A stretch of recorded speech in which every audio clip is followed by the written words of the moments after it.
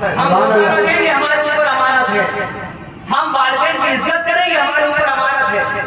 جس دین کی حفاظت آقا امام حسین نے کی اور جس دین کے تمام احکام پہ عمل دوران جنگ بھی آقا امام حسین اور شہدائے کربلا نے کیا، اسی امانت پر عمل کرنے کا حکم اور درس ہمیں کربلا سے حاصل ہوتا ہے۔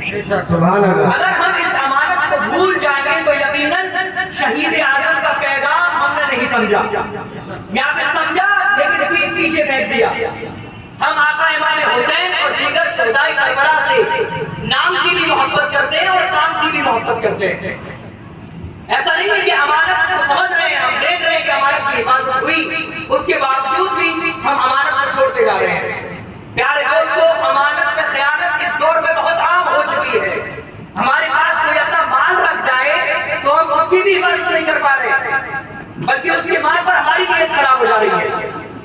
آقا صلی اللہ علیہ وسلم نے حدیث پاک میں ارشاد فرمایا، اضمنونی ستم منکم اضمن لکم الجنہ، تم مجھے 6 چیزوں کی گارنٹی دو، میں بدلے میں تمہیں جنت کی گارنٹی دیتا ہوں۔ کس چیز کی؟ تم مجھے 6 چیزوں کی گارنٹی دو، میں بدلے میں تمہیں جنت کی گارنٹی دیتا ہوں۔ میری بات بہت غور سے سنیے گا، اور میں صرف جیسے بول رہا ہوں بس کسی طریقے کی باتیں آپ کو بتاؤں گا، بہت غور سے سنیے گا۔ آقا نے فرمایا تم اگر مجھے 6 چیزیں دیتے ہو گارنٹی کے طور پہ، میں تمہیں بدلے میں جنت دوں گا۔ آقا نے فرمایا اصدقوا اذا حدثتم، جب تم گفتگو کرو تو سچ بولو، جب تم گفتگو کرو تو سچ بولو۔ میں اس مرض کا ذکر کر رہا ہوں جو ہمارے درمیان کینسر سے بھی خطرناک طریقے سے پھیلا ہوا ہے۔ گفتگو میں سچائی باقی نہیں رہی۔ حسین ہونا یہ ثابت کرنا پڑے گا اپنے عمل کے ذریعے۔ آقا امام حسین نے کربلا کے میدان میں سچائی کا ساتھ دے کر، اپنی گفتگو میں سچائی، اپنے عمل میں سچائی دکھا کر یہ بتایا کہ حسینی کردار کا حامل کبھی جھوٹ نہیں بولتا، حسینی کردار کا حامل کبھی جھوٹ، تیز بولی کبھی جھوٹ نہیں بولتا۔ اسی لیے آقا نے فرمایا پہلی چیز کی جو تم مجھے گارنٹی دو گے وہ ہے سچائی، جب گفتگو کرو تو سچ بولو۔ دوسری چیز آقا نے فرمائی یعنی اوفو اذا وعدتم، جب تم سے وعدہ کیا جائے تو وعدے کو نبھاؤ، جب تم سے وعدہ کیا جائے تو وعدے کو نبھاؤ۔ آپ بچپن سے سنتے چلے آ رہے ہیں کہ کربلا میں وعدہ نبھانے ہی کے لیے تو گئے تھے امام حسین۔ کس کا وعدہ؟ آپ نے نانا سے کیا ہوا وعدہ، کب کیا تھا؟ بچپن میں کیا تھا۔ اس حدیث کی ایک کڑی کو کربلا سے جوڑیے، سچائی جوڑ دی، شہید اعظم کا پیغام بتا رہا ہوں اور انشاءاللہ عنوان سے ہٹوں گا نہیں میں۔ شہید اعظم کا پہلا پیغام کیا تھا؟ سچ بولیے، کیا تھا؟ دوسرا وعدہ خلافی مت کیجیے، اگر وعدہ کرے تو اسے نبھائیے۔ تیسرا پیغام آپ نے کہا ادعوا اذا تمنتم، جب تمہیں کسی چیز کا امین بنایا جائے تو اس کے حقدار تک اس امانت کو ادا کر دیجیے۔ آقا امام حسین کے پاس شریعت غرہ اور اسلام کی وہ عظیم امانت تھی جو انہیں ان کے نانا سے ملی، انہوں نے وہ حقدار تک پہنچائی، یعنی ہم تک پہنچائی سلامتی کے ساتھ۔ سبحان اللہ۔ تو دیکھیں کس طرح امام حسین نے ان تمام چیزوں کو ہمارے سامنے پیش کیا جنہیں تم بھول رہے ہیں۔ پھر اس کے بعد چوتھی 3 چیزیں ہو گئی۔ چوتھی چیز آقا نے فرمائی کفو غضوا ابصارکم، اپنی نظروں کو نیچا رکھو، اپنی نظروں کو، اب نظروں کو نیچا رکھنا کئی طریقے سے ہوتا ہے کہ نام احرام کو مت دیکھیے، کسی کے گھر میں جائے، کسی نے آپ کی دعوت کی تو اس کے گھر کے داخلی معاملوں کے سامنے اپنی نظروں کو نیچا رکھیے، ایسا نہ ہو اس کے گھر کی چیزیں آپ نے سمجھی اور باہر آ کے آپ اس کی عرض کریں اور اس کے رازوں کو باہر کھول دیں۔ یہاں بھی نظروں کو نیچا رکھنا ہے۔ جو کھانا آپ کے سامنے پیش کیا گیا ہے وہ کھانا کھائیے، لیکن یہ مت دیکھیے کہ پلیٹ گئی یا پرانی، یہ مت دیکھیے کھانے میں کتنی چیزیں تھیں۔ جب نظریں جھکائے رہیں گے تب تک ہم اپنے مسلمان بھائیوں کے رازوں کی حفاظت کر سکیں گے، اور جب ہماری نظریں بہنگی اور حد سے بڑی تو یقیناً راز فاش ہوں گے۔ اور آقا نے حدیث پاک میں ارشاد فرمایا من ستر المؤمن سترہ اللہ، کہ جس نے کسی مومن کے عیب کو چھپایا اللہ تعالیٰ قیامت کے دن اس کے گناہوں کو چھپائے گا۔ یہ باتیں سمجھ پا رہی ہیں؟ پھر پانچویں چیز آقا نے فرمائی کفو ایدیکم، اپنے ہاتھوں کو کنٹرول میں رکھو، اپنے ہاتھوں کو، اس میں ہر کچھ آ گیا، حرام کمانے کی طرف ہاتھوں کو مت بڑھاؤ، کنٹرول میں رکھو، کسی مظلوم پر ظلم مت کرو، کنٹرول میں رکھو، کسی غریب کا گریبان مت پکڑو، ہاتھوں کو کنٹرول میں رکھو، والدین پر، بھائی بہنوں پر، اپنے بچوں پر، تمام لوگوں پر ظلم کے لیے ہاتھ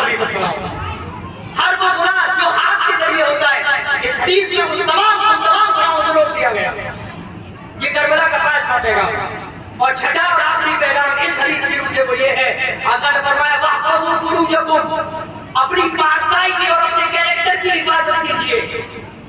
آپ کی توجہ میری طرف ہے اور تو نہیں ہو رہے؟ تو آقا نے فرمایا کہ وَاحْفَظُوا فُرُوجَكُمْ، اور اپنی پارسائی، جوانی اور اپنے کردار کی حفاظت کیجئے۔ یہ کربلا کے پورے 6 پیغام ہمارے سامنے موجود ہیں۔ دیکھیں جب یہ کہا گیا غضوا ابصارکم، اپنی نظروں کو نیچے رکھو، گویا کہ پردے کا حکم دیا جا رہا ہے۔ کس کا حکم دیا جا رہا ہے؟ اور یہ کس کا حکم دیا جا رہا ہے؟ پیچھے توجہ ہے، کس کا حکم دیا جا رہا ہے؟ اور لاسٹ میں جو کہا گیا وَاحْفَظُوا فُرُوجَكُمْ، اپنی پارسائی کی حفاظت کرو، تو یہ بھی اپنے کریکٹر کی حفاظت کرنے کا حکم ہے جو ایک پردہ ہے۔ یعنی اس آیت میں جو 6 چیزیں ہیں ان میں 2 چیزیں صرف اور صرف پردہ سے تعلق رکھتی ہیں۔ اب آئیے کہ کربلا میں کیسے پردہ کا حکم دیا گیا؟ سیدہ زینب جب معرکہ کربلا وقع ہو گیا، معاملات سارے ختم ہو گئے، اور جب اہل بیت کے جو مظلوم افراد تھے انہیں جب سیریا کی طرف یعنی بلکہ شام کی طرف مصر لے جایا گیا تو اونٹ کی ننگی پیٹھ پہ سیدہ زینب کو بٹھایا گیا۔ پردے کے لیے آپ پر چادر نہیں تھی، اور سامنے سیدنا امام حسین کا سر اقدس نیزے پہ بلند تھا، اور تمام افراد خاندان نبوت کے سر نیزے پہ بلند تھے۔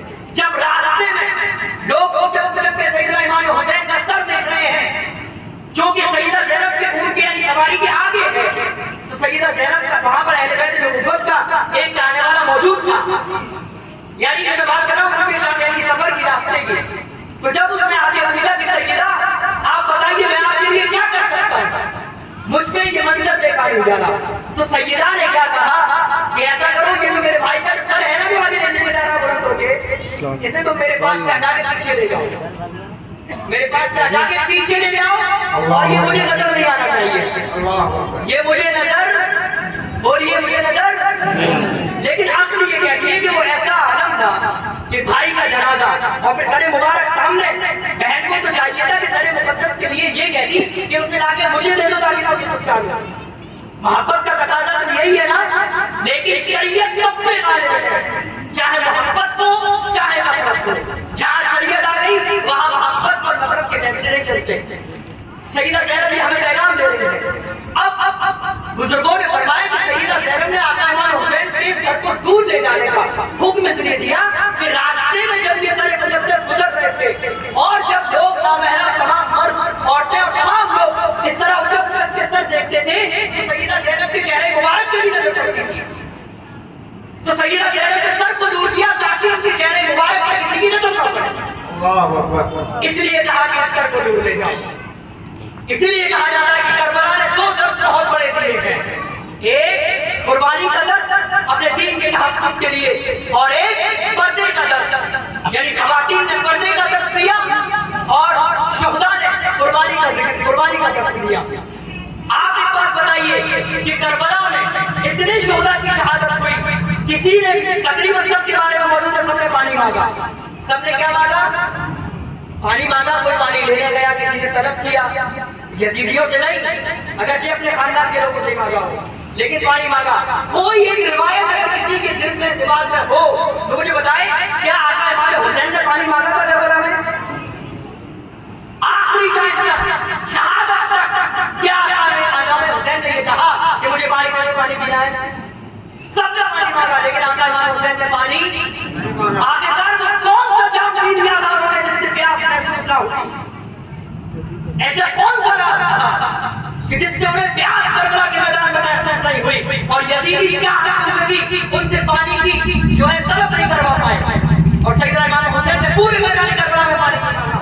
اس کا راز بھی میں آپ کو سمجھاتا چلوں، اس کا راز یہ ہے کہ آپ نے بچپن کے قصے پڑھے ہوں گے، سیدنا امام حسین کے بچپن کے واقعات پڑھے ہوں گے، جب آقا امام حسین کو سرکار دو عالم صلی اللہ علیہ وسلم اپنی بولی میں لیا کرتے تھے، ان کے واقعہ کو چومتے تھے، ان کے عہدوں کو چومتے تھے، اور انہیں اپنے اوپر بٹھا کے سواری کرایا کرتے تھے۔ یعنی آقا امام حسین نے بچپن میں سیدنا امام حسین نے آقا علیہ السلام سے عرض کی، نانا جان سب کے پاس اونٹیں، ان کے بچے سواری کرتے ہیں، ہمارے پاس کوئی سواری نہیں ہے۔ تو آقا علیہ السلام نے اپنے گھٹنے مبارک زمین پہ رکھے، ہاتھ مبارک زمین پہ رکھے، جس طرح اس طرح کی کیفیت بنائی اور کہا لو مکیش زمانی. اور جب سرکار امام حسین پیٹھ پہ بیٹھ کے آقا علیہ السلام کی چلنے لگے تو صحابہ نے دیکھا. پھر امام حسین نے کہا کہ کی تو نکیل ہوتی ہے لگام, بیٹھنے والوں سے پکڑ لیتا ہے, میں کیا پکڑوں؟ تو آقا نے اپنی سلفے دے دی, بیٹے یہ پکڑ لے. سبحان اللہ. یہ محبت. تو جب صحابہ نے دیکھا تو صحابہ نے کہا نعم المرکب, کتنی بہترین سواری ہے. تو آقا نے کہا نعم الراکب, سوار بھی تو کتنا بہتر ہے. آقا نے کیا فرمایا؟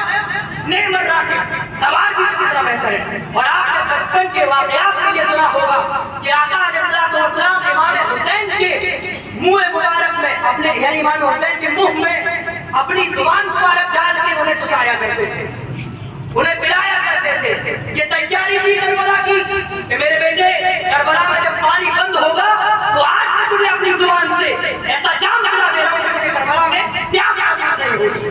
سبحان اللہ, سبحان یہ اللہ. راستہ کیا کہ امام حسین کو کربلا میں پیاس کے بجھانے کے لیے پانی مانگنے کی کوئی ضرورت نہیں تھی. یعنی وہ ہر دور میں, آج بھی ہر دور میں ان کے واقعات بیان کیے جاتے ہیں اور دنیا دشمن بھی ماننے والے بھی انہیں فاتح کی نظر سے دیکھتے ہیں. کس کی نظر سے؟ اور یہ وہ ہوا ہے کہ آقا علیہ السلام نے فرمایا کل حسب و نسب ینقطع یوم القیامہ الا حسبی و نسبی. قیامت کے دن تمام تعلقات اور تمام رشتے اور تمام نسب ختم ہو جائیں گے سوا میرے تعلق اور میرے نسب کے. تو قیامت کے دن آقا علیہ السلام کی قرابت کام آنی ہے. امام اہل سنت سیدی سرکار اعلیٰ حضرت نے اپنی کتاب اراءۃ الادب لفاضل النسب میں حدیث ذکر فرمائی اور ایک امام اہل سنت اس میں لکھتے ہیں کہ سیدہ فاطمہ کا نام فاطمہ کیوں پڑا؟ سبحان اللہ. سیدہ فاطمہ کا نام فاطمہ کیوں پڑا؟ تو آپ نے بتایا کہ عربی میں فاطمہ یفتمو کا معنی ہوتا ہے کہ چھڑا دینا, آزاد کر دینا, دور کر دینا. تو آقا علیہ السلام نے سیدہ فاطمہ سے فرمایا یا فاطمہ ان اللہ فاطمہ و ذریتک من النار, کہ فاطمہ اللہ نے تمہیں اور تمہاری اولاد کو جہنم سے دور کر دیا. اسی لیے سیدہ فاطمہ کا نام فاطمہ ہے کہ ان کی اولاد جہنم سے دور ہے, ان کی اولاد نار سے کیا ہے؟ دور ہے. یہ وہ اسرار رموز ہے جو معتبر روایات کی روشنی میں آپ کو بتا رہا ہوں. آپ میری گفتگو کو سمجھ رہے ہیں کہ نہیں؟ توجہ ہے کہ نہیں؟ توجہ ہے. ادھر توجہ کم لگ رہی ہے کہ نہیں؟ مجھے جتنا وقت دیا گیا اس کا آدھا وقت باقی ہے. تھوڑا انٹرسٹ لے کے سنیے, میں کچھ اور اہم چیزیں بتانے والا ہوں. ابھی آپ کے سامنے ایک شعر پڑھا گیا تھا, آج میں کمرے سے سن رہا تھا, اور اکثر پڑھا جاتا ہے کہ قتل حسین اصل میں مرگی یزید ہے. قتل حسین اصل میں مرگی یزید ہے, مرگ ہمارا موت. شہادت تو امام حسین کی ہوئی لیکن اصل میں وہ موت یزید کی تھی. اس سے اتنی نفرت ہے کہ لوگ اس کا نام تک رکھنا نہیں کوشش کرتے ہے نا, لیکن حسین آپ کو گھر گھر میں مل جائیں گے. سبحان اللہ, سبحان اللہ. یہ بات سمجھ آ رہی ہے؟ تو آپ نے یہ شعر پڑھا, اس شعر کے آخری مسئلے میں یہ کہا جاتا ہے اسلام زندہ ہوتا ہے ہر کربلا کے بعد. اسلام زندہ ہوتا ہے, توجہ ہے, اسلام زندہ ہوتا ہے. کچھ لوگوں کو پریشانی ہوتی ہے اس مسئلے سے کہ اسلام کربلا کے بعد کیسے زندہ ہو گیا, کیسے پہلے معاذ اسلام مر گیا تھا. پہلے تو یہ احساس ہی باطل ہے کیونکہ شعر میں کبھی کبھی مبالغہ بھی پایا جاتا ہے, مبالغہ جو حق ہو, اور شعر میں وہی مبالغہ ہے جو حق, جو عزم و شرع شریعت کی روشنی میں کیا ہے حق. اسلام زندہ ہوتا ہے کربلا کے بعد, اس کا مطلب کیا ہے؟ اس کا مطلب یہ ہے کہ شریعت مطہرہ کے احکام میں یزید اور اس کی فوج کی طرف سے جو تبدیلیاں کی جا رہی ہیں, بندروں کا شکار حلال ہو رہا تھا, شراب دھڑلے سے پی جا رہی تھی, زناکاری دھڑلے سے ہو رہی تھی, سود بھی عام ہو چکی تھی, ظلم بھی بڑھ رہا تھا. احکام شرع کے مطلب احکام شرعیہ میں سے مجمع علیہ اور قطعیات کے جو مسائل تھے انہیں عملی طور پہ جائز قرار دیا جا رہا تھا. تو آقا امام حسین نے جب دیکھا کہ میرے نانا کے اسلام کے وہ احکام جو میرے نانا نے بتائے ان کو بگاڑا جا رہا ہے, ان کی شکل بنائی جا رہی ہے, کبھی کعبے کی گراف میں گرا دیا گیا, کبھی کعبے میں پتھر برسائے گئے, کبھی مدینہ شریف میں حرم میں گھوڑوں کو بندوایا جاتا گیا تھا. آپ نے دیکھا بعد میں کیا کیا ہوا. تو ان تمام چیزوں کو دیکھ کر یہ لگتا تھا کہ اسلام کی چھوی خراب ہو رہی ہے. اور چھوی کون خراب کر رہا ہے؟ جو پورے عالم اسلام کا خلیفہ بن کے بیٹھا ہوا ہے, عالم اسلام کا خلیفہ بن کے بیٹھا ہوا ہے. تو آقا امام حسین نے ایسے ظالم کے سامنے کربلا میں قربانی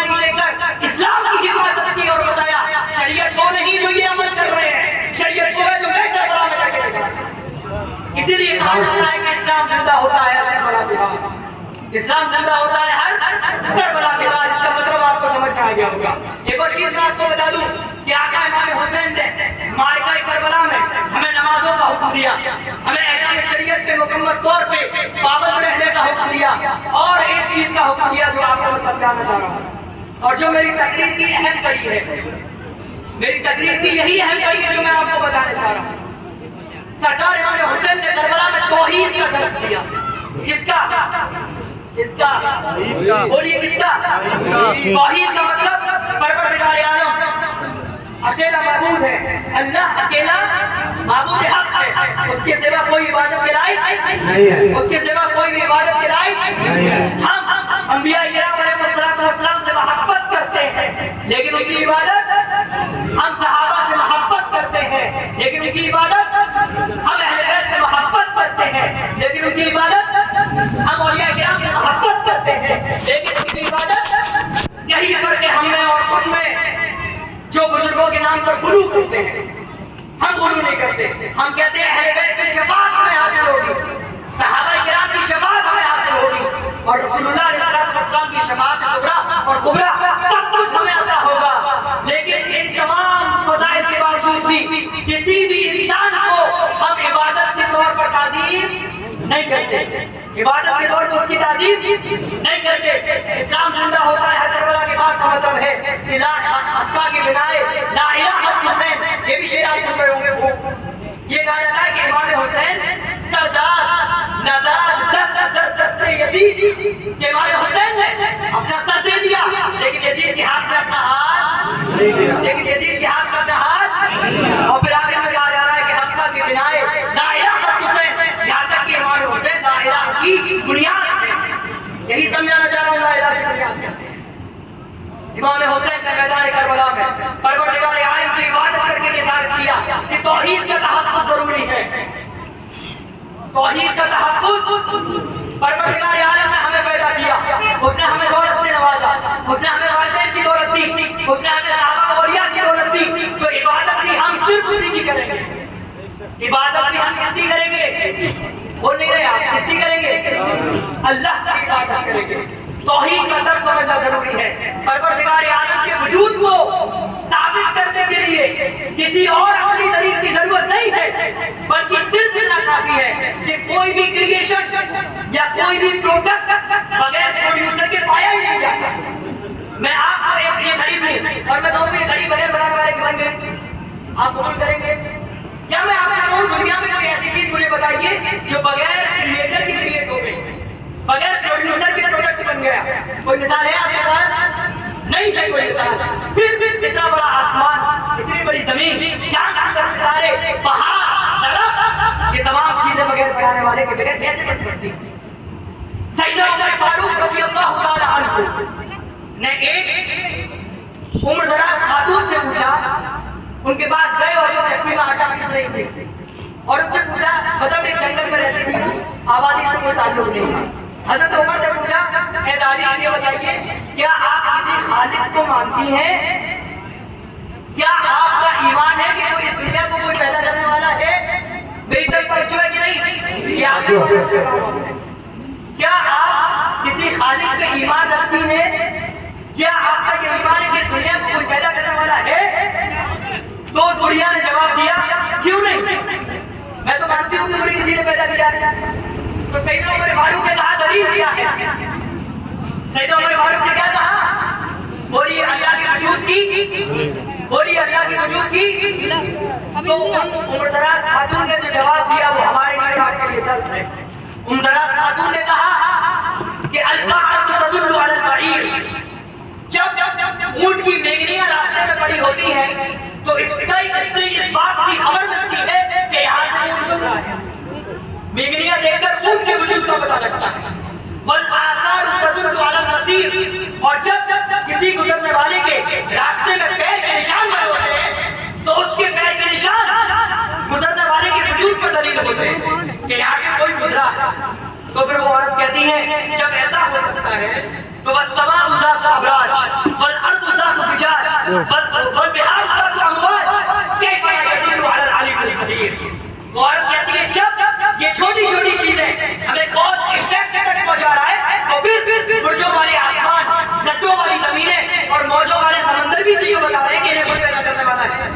انہیں کوئی پیدا کرنے والا ہے. تو حضرت عمر نے کہا ایمان ہونا چاہیے تو اس گڑیا کی طرح ہونا چاہیے. سبحان اللہ سبحان اللہ. ایمان ہونا چاہیے تو کس کی طرح ہونا چاہیے؟ اس عمردراز خاتون کی طرح. کہ جب تک ایمان العجائز یعنی ان عمردراز خاتونوں کی طرح ہمارا ایمان ہے تب تک ہم یقیناً اس شعر کی تشریح کر سکتے ہیں کہ حقیقہ کی بنا الہ الا اللہ. میں نے دیکھے آپ کو امام حسین کے پیغام سے بھی دور نہیں جانے دیا اور گفتگو سیدنا عمر تک لے کے آیا اور یہ بھی بتا دیا کہ عمر کون ہے, رتبہ کون ہے, شخصیت کون ہے. آپ کو یہ بھی بتاتا چلوں کہ ابو بکر کون ہے, سیدنا ابو بکر صدیق کون ہے جن کے بارے میں, اور سیدنا عمر کون ہے جن کے بارے میں مولا علی نے فرمایا. کس نے فرمایا؟ مولا علی نے. تیز سے بولیے, کس نے فرمایا؟ کس کے بارے میں فرمایا؟ سیدنا ابو بکر افضل البشر بعد الانبیاء علی اللہ, نبیوں کے بعد انسانوں میں سب سے افضل, نبیوں کے بعد انسانوں میں سب سے افضل صدیق اکبر. بات سمجھ میں آئی؟ ان کے بارے میں سیدنا عمر فاروق کے بارے میں مولا علی نے خود فرمایا. وہ کہتے ہیں کہ ابو بکر اور عمر جنت کے بزرگوں کے سردار ہیں. جنت کے, میری طرف توجہ ہے کہ نہیں؟ توجہ ہے. تو میری طرف توجہ رکھیے, بس تھوڑی دیر کی بات ہے, پھر میں آپ کے سامنے سے رخصت ہو جاؤں گا. مہمان تشریف لائیں گے تو آپ زیارت کر لیں گے انشاءاللہ. میں خود ہی اعلان کر دوں گا. آپ سن رہے ہیں میری بات؟ تو مولا علی نے شیخین کریمین کے بارے میں یہ خود بتا دیا